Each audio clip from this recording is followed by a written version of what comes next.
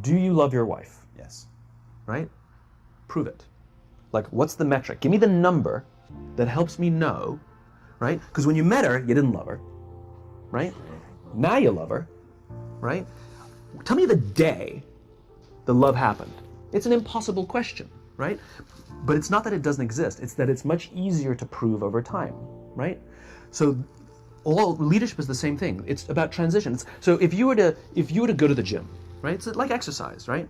If you go to the gym and you work out and you come back and you look in the mirror, you will see nothing.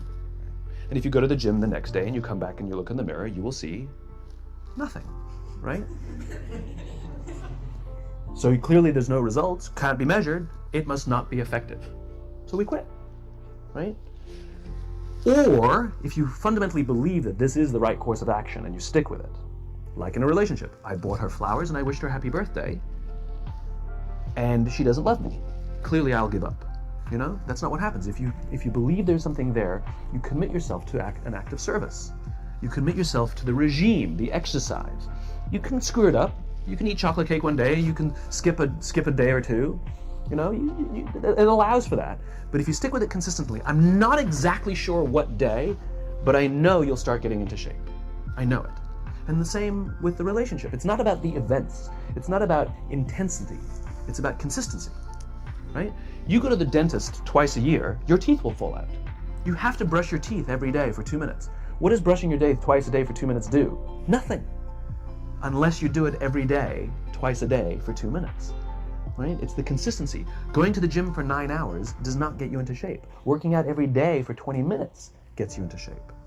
So the problem is we treat leadership with intensity.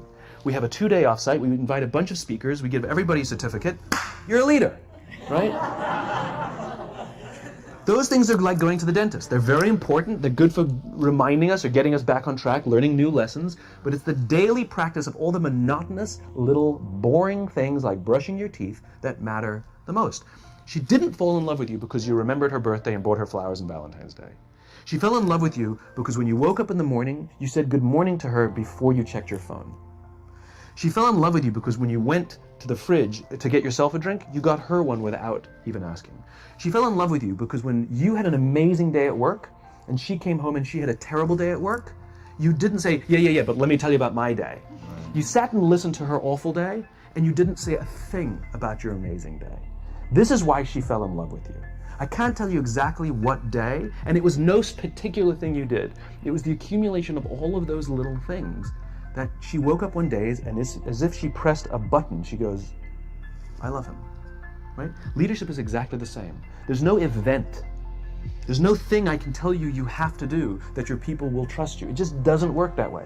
It's an accumulation of lots and lots of little things that anyone by themselves is innocuous and useless. And this really is the most powerful thing in the world, which is, it's not about us, it's about others. You know, there's an entire section in the bookshop called self-help. There's no section in the bookshop called help others, right? And it's not about how can I lose 10 pounds? How can I find the job that I love? How can I find the love of my life? You know? No. It's not how can I lose 10 pounds, it's how can I help somebody I care about live a healthy lifestyle? It's not how can I find the job that I love, it's how can I help somebody I care about find a lifetime of joy in their work. It's not how can I find true love, it's how can I help my friends settle down and live the life they want to live. And ironically, if we set out to help people solve the problems that we struggle with ourselves, that in turn is what teaches us the solutions. In business, we have colleagues and coworkers. In the military, they have brothers and sisters. That's how they think of each other, right? If you really have a strong corporate culture, the people will think of each other like brothers and sisters. It's like a family, right? No, brothers and sisters. Deep love. Fight, but the love doesn't go away, right? Bicker, the love doesn't go away. You know, I'll fight with my sister, but if you threaten my sister, you're going to have to deal with me. Right? We'll fight internally, we'll bicker with each other, but nobody's going to hurt each other, and if anything from the outside shows up, you're looking at a unified front. Brothers and sisters. Now, how do you create brothers and sisters out of strangers? Common beliefs, common values, you know? Parents, in other words, executives who care about their children's success, who care to raise their children, teach them skills, discipline them when necessary, help them build their self-confidence so that they can go on and achieve something more than you could have ever imagined achieving for yourself. That's leadership. An absolute love and devotion for the people who've committed their lives to this enterprise. And so I keep meeting these wonderful, fantastic, idealistic, hardworking, smart kids. They've just graduated school. They're in their entry-level job. I sit down with them and I go, how's it going? They go, I think I'm gonna quit. I'm like, why? They're like, I'm not making an impact. I'm like, you've been here 8 months. You know? It's as if they're standing at the foot of a mountain and they have this abstract concept called impact that they want to have in the world, which is the summit. What they don't see is the mountain. I don't care if you go up the mountain quickly or slowly, but there's still a mountain. And so what this young generation needs to learn is patience. That some things that really, really matter, like love, or job fulfillment, joy, love of life, self-confidence, a skill set, any of these things, all of these things take time.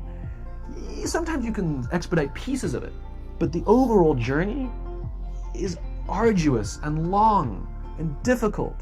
And if you don't ask for help and learn that skill set, you will fall off the mountain, or you will, the worst case scenario, and we're already seeing it. The worst case scenario is we're seeing an increase in suicide rates.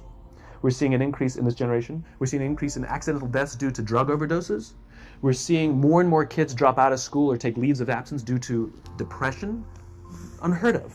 These are all, this is really bad. The best case scenario, those are all bad cases, right?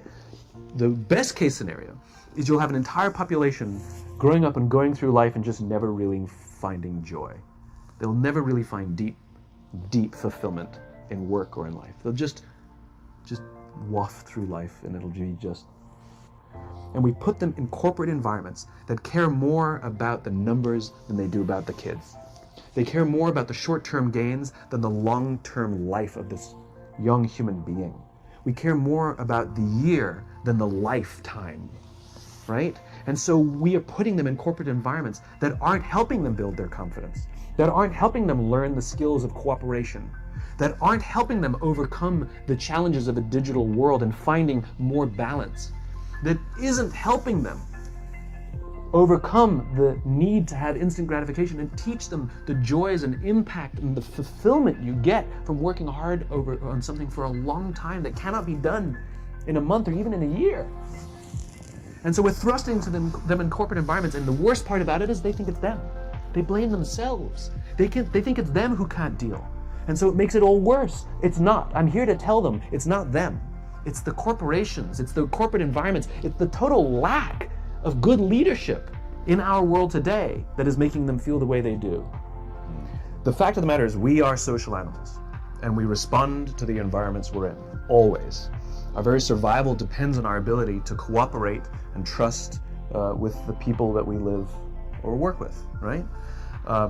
You can take a good person and put them in a bad environment and that person will do bad things. You can take a person who maybe the group doesn't trust, maybe they've even performed bad acts. You put them in a good environment and they're capable of turning their lives around and becoming remarkable members of society. In other words, it's not the person, it's the environment. Leaders are responsible for that environment. And I think that leaders forget that. Leaders think that they're responsible for the results. There's not a leader on the planet that is responsible for the results. A leader is responsible for the people who are responsible for the results. And if you take care of that, take care of the people, take care of the environment, things go just fine. Courage is not some deep internal fortitude. You don't dig down deep and find the courage, right? It just doesn't exist.